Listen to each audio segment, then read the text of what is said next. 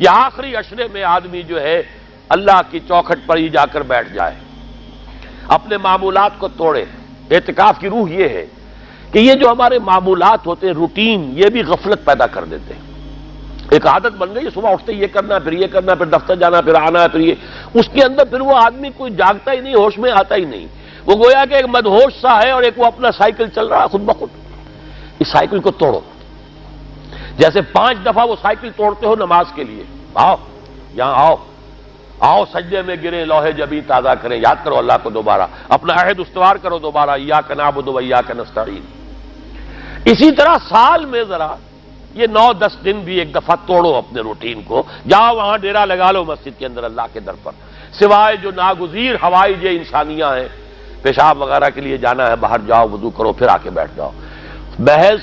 فرحت حاصل کرنے کے لیے نہانے کی اجازت بھی نہیں ہے۔ غسل واجب ہو گیا ہو تو نہاؤ،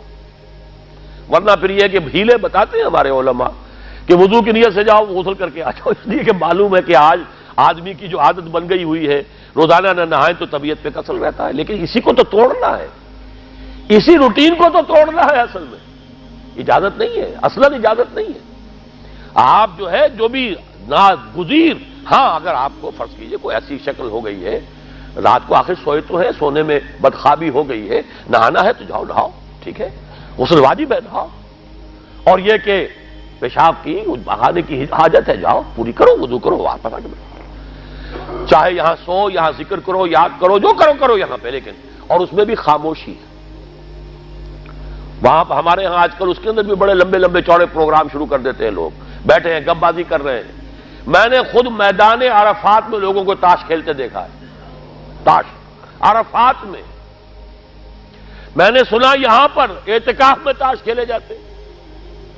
آپ بالکل نوجوان چھوکرے، فضیلت سنی اعتکاف کی، ویسے بھی گھر سے بھاگنے کو کچھ جی چاہتا ہی ہے، کچھ دنوں کے لیے نکلے اس گھر سے، مسجد میں آ کے بیٹھ گئے، وہاں پہ گپے بھی ہو رہی ہے، لطیفہ بازی بھی ہو رہی ہے، تاش بھی کھیلے جاتے ہیں۔ یہ اعتکاف ہو رہا ہے۔ یہ اتنی ہلکی شے نہیں ہے اعتکاف،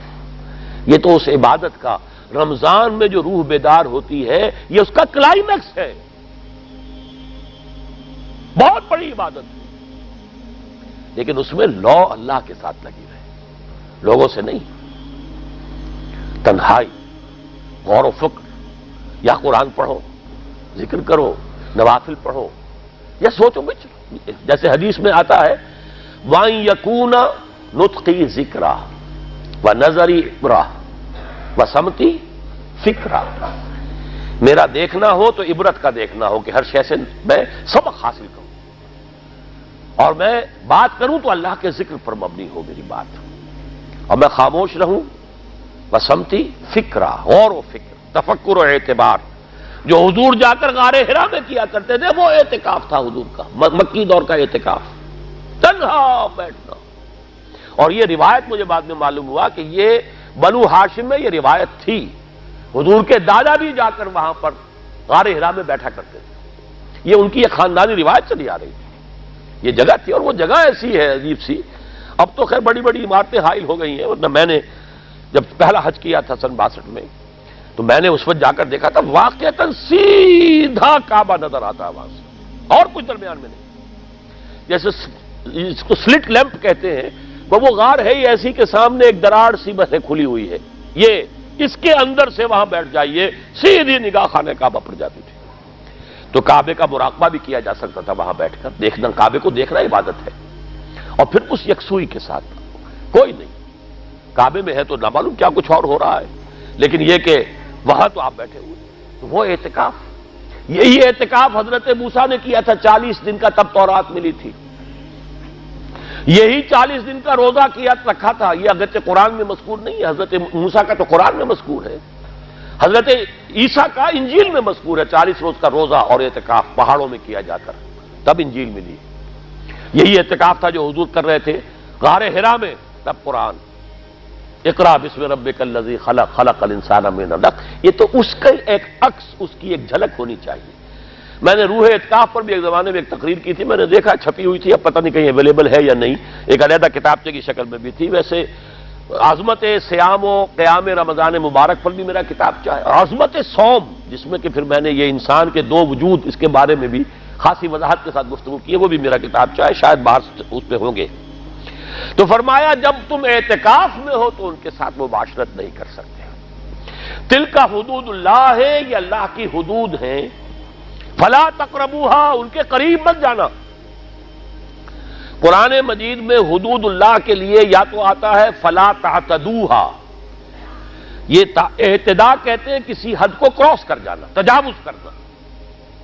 اور جہاں زیادہ احتیاط کی بات ہے وہاں فلا تقربوها، آخری حد کے قریب تک نہ چلے جانا، مبادا کہیں غلطی سے قدم جو ہے ادھر پڑ جائے۔ جیسے حضور نے حدیث کے اندر بیان فرمایا الا لکل ملک حمن، ہر بادشاہ کی ایک محفوظ چراگاہ ہوا کرتی تھی، اسی کے جانور اس میں چریں گے، کوئی رعیت میں سے کسی کی بھیڑ بکری، کسی کا کوئی جو ہے گھوڑا وہاں نہیں آ سکتا۔ اب اگر کسی کا گھوڑا یا کسی کی بھیڑ بکری چلی گئی، وہ مجرم ہو گیا، پکڑا جائے گا، گردن ماری جائے گی۔ تو حضور نے فرمایا کہ اللہ کی بھی ایک محفوظ چراگاہ ہے، اللہ کی حما کیا ہے؟ محارمہ، جو چیزیں اس نے تم پر حرام کر دی، ان کے قریب نہ جانا۔ تو دیکھو اگر کوئی چرواہا اپنی بھیڑوں بکریوں کو بالکل آخری حد تک لے جائے گا، اس بادشاہ کی جو وہ حد ہے، تو اندیشہ ہے کہ بھیڑیں بکریاں کہیں ایک چھلانگ لگائے اور بادشاہ کی چراگاہ میں داخل ہو جائے، لہذا ذرا فاصلے پر رہا کرو۔ یہ ہے آخری حد تک نہ جاؤ بلکہ کچھ فاصلے پر رہو۔ فلا تقربوها، یہ اللہ کی حدود ہے تو ان کے قریب مت پھٹکو۔ کذالک یبین اللہ لکم آیاتہ للناس لعلہم یتقون، اسی طرح اللہ تعالی اپنی آیات لوگوں کے لیے واضح کر رہا ہے تاکہ وہ بچیں، تقویٰ کی روش اختیار کریں، حدود الہی کا احترام کریں، اس میں کہیں تجاوز تو دور رہا، اس کے قریب بھی نہ آئے۔ هي الحلقات تحفظني بآيات من القرآن، هي الحلقات تملأني بحب المصطفى العدنان.